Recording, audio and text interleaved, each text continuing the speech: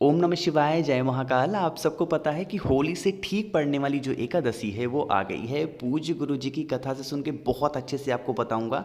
3 सामान लेने होंगे, 3 उपाय आपको करना है। और अगर आपके यहाँ बीमारी बहुत ज़्यादा है तो वो खत्म होगी, आपकी कोई मनोकामना पूरी नहीं हो रही है तो वो पूरी हो जाएगी। और अगर आपके यहाँ माता लक्ष्मी का वास बिल्कुल भी नहीं आता, बहुत कष्ट है, तो वो भी आपकी दूर ज़रूर होगी। ठीक है, कैसे करना है इस पूरे उपाय को बहुत ही विस्तार से बताऊंगा। सिर्फ सुनते जाएं और समझने की पूरी कोशिश करिएगा। ठीक, देखो एक एक करके हम लोग चलते हैं। सबसे पहले उपाय की हम लोग बात करते हैं कि अगर आपकी कोई विश है, मनोकामना जो बहुत दिनों से अधूरी है, आपने बहुत व्रत कर लिए, तो आपको एक नया तरीका अपनाना चाहिए अपनी मनोकामना को पूरी करने के लिए। ठीक है, देखो स्क्रीन पर क्या दिख रहा है, यहाँ पर आपको बेलपत्र दिख रही होगी, है ना। एक बेलपत्र लेना, ज़्यादा और कुछ भी लेने की ज़रूरत नहीं है। एक बेलपत्र लिया, साथ ही साथ इस तरीके से तांबे का लोटा लेना और इस तांबे के लोटे में अपने घर से जल भरना। लेकिन एक चीज़ का ध्यान रखना, इस लोटे में बेलपत्र को नहीं डालना। ठीक है, जल को लिया और एक हाथ में बेलपत्र को लेके पहुंच जाना महादेव के शिवलिंग के पास। यहीं पर आपको बता दूं कि इस उपाय को किसी भी दिन किसी भी समय कर सकते हैं, कोई दिक्कत नहीं है। मनोकामना पूर्ति का बहुत आसान बता रहा हूं, सुनो।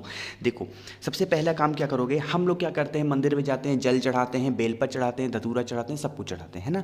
एक नया तरीका अपनाइएगा। क्या करिएगा, अगर आपको अपनी मनोकामना को पूरी करनी है ना, तो आपको सबसे पहले एक लोटा जो जल आप अपने साथ लेके गए हो, उसको आपको श्री शिवाय नमस्तुभ्यम का स्मरण करते हुए सबसे पहले जल को चढ़ाना होगा। सबसे पहला काम जल को चढ़ाओ और उसके बाद जो बेलपत्र लेके गए हो, जिस जगह पे आपने जल की धार को गिराई है, उसी जगह पे महादेव के शिवलिंग के ऊपर बेलपत्र को चढ़ाना। डंडी रखना माता अशोक सुंदरी की तरफ, पत्ती रखना आप अपनी तरफ। ठीक है, और जब आप बेलपत्र को रखें तो आपको अपनी मनोकामना महादेव से कह देनी है। ये नया तरीका कैसे है, जो भी व्यक्ति पहले जल को चढ़ा करके उसके बाद बेलपत्र को चढ़ाता है, ये तरीका होता है अगर आपकी कोई मनोकामना पूरी नहीं हो रही है उसके लिए। ठीक है, यहीं पर आपको मैं दूसरा उपाय भी बता दे रहा हूँ, जो कि है आपके यहाँ अगर रोग बहुत ज़्यादा है, बीमारी बहुत ज़्यादा है, ठीक है, तो क्या करोगे, जिसके यहाँ रोग बीमारी बहुत ज़्यादा रहती है उनको सबसे पहले एक बेलपत्र महादेव के शिवलिंग के ऊपर चढ़ाना चाहिए और उस बेलपत्र के ऊपर धीरे धीरे करके जल की धार को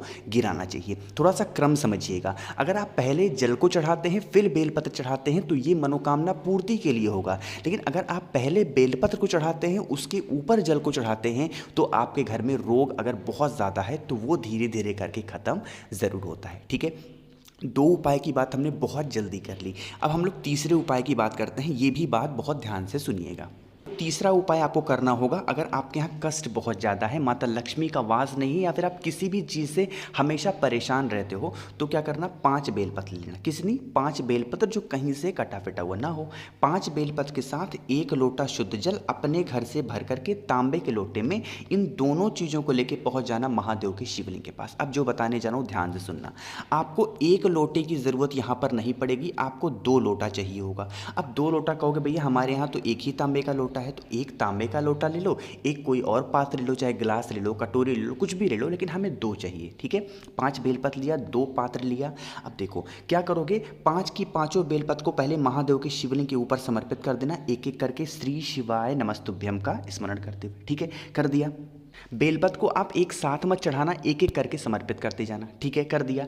अब जो 2 पात्र आप अपने घर से लेके गए हो, आपको एक एक करके समर्पित नहीं करना है, आपको दोनों हाथों से, एक राइट हैंड में पकड़ना, एक लेफ्ट हैंड में पकड़ना और एक साथ उस जल की धार को जो 5 बेलपत्र आपने समर्पित किए हैं उसके ऊपर गिराना। जो भी व्यक्ति दोनों हाथों से 2 जल के पात्र से 5 बेलपत्र के ऊपर जल को समर्पित कर देता है, किसी भी दिन किसी भी समय महादेव के शिवलिंग के ऊपर, उसके यहाँ कभी भी धन संपदा की कमी नहीं होती। जो भी कष्ट आपके यहाँ आने वाला होता है वो धीरे धीरे करके ख़त्म ज़रूर होता है। ये 3 तरीके थे आपको जल को समर्पित करने के और बेलपत्र को चढ़ाने के। इससे सुंदर उपाय आप कहीं भी पूरे YouTube पे नहीं पाएंगे। बहुत ही मुश्किल से ऐसे उपाय देखने को मिलते हैं। बहुत ही प्यार से आप सभी को समझाया, तो कम से कम आप इसके लिए वीडियो को लाइक कर दें और आवाज़ जो भी लोग पहली बार सुन रहे हैं, अचानक से चैनल पर आए हैं, तो चैनल को सब्सक्राइब करिएगा। और हाँ, कुछ पूछना हो, नहीं समझ में आए तो नीचे कॉमेंट में ज़रूर पूछिएगा। ओम नमः शिवाय, जय महाकाल।